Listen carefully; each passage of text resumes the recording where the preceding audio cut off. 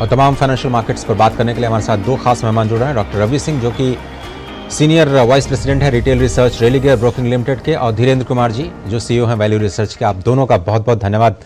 धीरेन्द्र जी नमस्कार, स्वागत है आपका, और आप दोनों ही मेहमानों को नव वर्ष, नव संवत्सर और गुड़ी पड़वा की ढेर सारी शुभकामनाएं।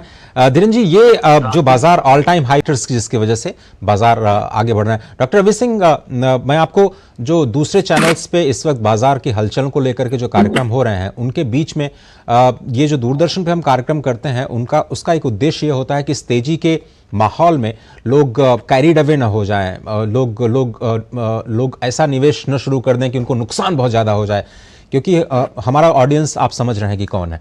इसलिए हम ये समझना चाहते हैं कि क्या ये वाकई बुल रन की तरफ हम जा रहे हैं, तेजी की तरफ जा रहे हैं, या फिर इसमें कुछ बबल दिखाई दे रहा है, जिस तरह से थोड़ा सा संकेत धीरेन्द्र सर ने भी किया।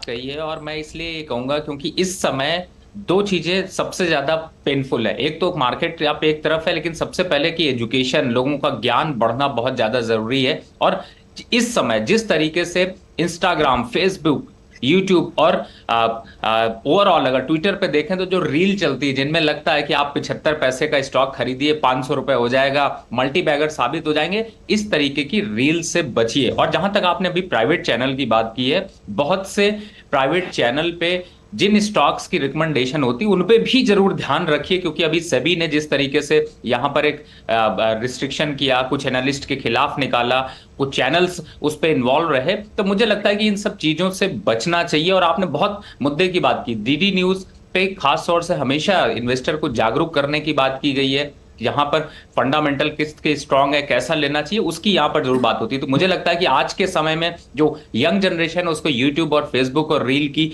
उस जो स्टॉक टिप है उससे जरूर यहां पर बचना चाहिए। दूसरी तरफ आपने मार्केट की बात की, देखिए मार्केट लाइफ टाइम हाई पर खड़ा हुआ है, नए हाईज बनते जा रहे हैं, तो ये बबल, इसमें कुछ सेक्टर आपको बबल की तरीके से क्रिएट होंगे। यानी कि जैसे हमारे यहाँ पे कहावत होती है कि जब ये कुछ ऐसे चीज चलती है तो कुछ भी चल जाता है, और अगर वो कुछ भी की बात की जाए तो बहुत से ऐसे स्टॉक्स हैं जो चल चुके होंगे और उनसे थोड़ा सा दूरी बनाकर रखने की जरूरत है। अब सेक्टर वाइज या उसके हिसाब से देखते हैं तो देखिए जो भारत की थीम है, भारत की लाइफ लाइन है, उसमें चाहे आप ऑटो हो, बैंकिंग हो, एफएमसीजी है, पावर सेक्टर है, फार्मा सेक्टर है, इनमें कोई बबल बहुत बड़ा यहां पर दिखाई नहीं देता। और मुझे ऐसा लगता है कि ये एक तरीके से लाइफ लाइन है इकोनॉमी की, और ये इसी तरीके से ग्रो कर रहे हैं। लेकिन हाँ, कुछ स्टॉक्स स्पेसिफिक, जैसे रियल्टी काउंटर में जाते हैं तो आपको कुछ स्टॉक्स बबल की तरीके से क्रिएट होते जा रहे हैं, तो उन स्टॉक्स को पहचानने की जरूरत है और उनमें निवेश की रणनीति बनाना थोड़ा रिस्की जरूर हो सकता है। धीरेन्द्र सर, अब मैं सोने पे आता, अब थोड़ा सा जो दूसरे मार्केट्स भी हैं, करेंसी डेरिवेटिव मार्केट्स पे भी हमने देखा कि कल आरबीआई गवर्नर साहब ने कहा कि बैंकों को ज़्यादा पार्टिसिपेट करना चाहिए। पिछले दिनों कुछ रेस्ट्रिक्शंस लगाए गए थे जिसको अभी शायद मई में 3 मई के लिए शायद टाल दिया गया है। तो शेयर मार्केट, आज शायद कमोडिटी मार्केट भी खुले हैं और फॉरेक्स मार्केट, इन तीनों मार्केट्स में अगर आप देखें तो कहाँ पर आपको संभावनाएं ज़्यादा नजर आ रही हैं ट्रेडिंग के लिहाज से, प्योर ट्रेडिंग के लिहाज से, चूंकि आप बिल्कुल शॉर्ट टर्म भी ट्रेड मतलब ट्रैक करते हैं? देखिए शॉर्ट टर्म अगर ट्रेड करते हैं तो डेफिनेटली है कि स्टॉक्स में अपॉर्चुनिटीज है। लॉन्ग टर्म के लिए धीरेन्द्र जी को तो मैं बहुत पहले से फॉलो करता हूं, और उनके जो एसेट्स होते हैं, जो उनकी वैल्यूबिलिटी होती है, मेरे ख्याल से इसीलिए शायद धीरेन्द्र जी गोल्ड को बहुत ज्यादा पसंद नहीं करते और यहाँ पर लॉन्ग टर्म एसेट्स को ज्यादा पसंद करते हैं।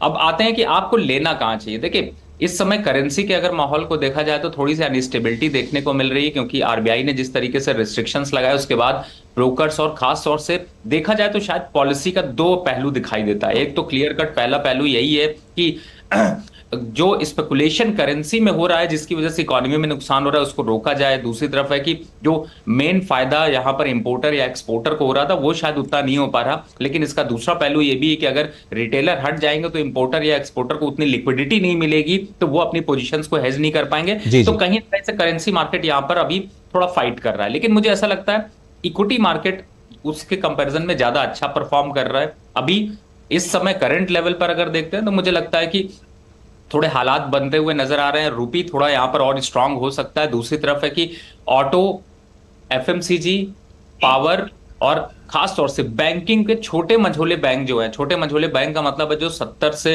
₹50 के आसपास है, जैसे सेंट्रल बैंक है, बैंक ऑफ बड़ौदा है, दूसरे बैंकों के इंडियन बैंक देखें, यूनियन बैंक देखें, यूको बैंक देखें, तो इस टाइप के जो छोटे मझोले बैंक हैं, इनमें एक अच्छी खासी रैली यहाँ पर बनती हुई नजर आएगी। और मुझे लगता है कि आप भरोसा अभी इन्हीं पर जताइए, जिससे कि लॉन्ग टर्म में भी आपको फायदा मिल सके और शॉर्ट टर्म में भी आप थोड़ा फायदा उठा सकें। धीरेन्द्र सर, अंतिम सवाल, चूंकि भारत में बहुत ज्यादा जी, बहुत शुक्रिया वक्त निकालने के लिए। डॉक्टर रवि सिंह, आपका भी शुक्रिया इकोनॉमी टुडे में वक्त देने के लिए।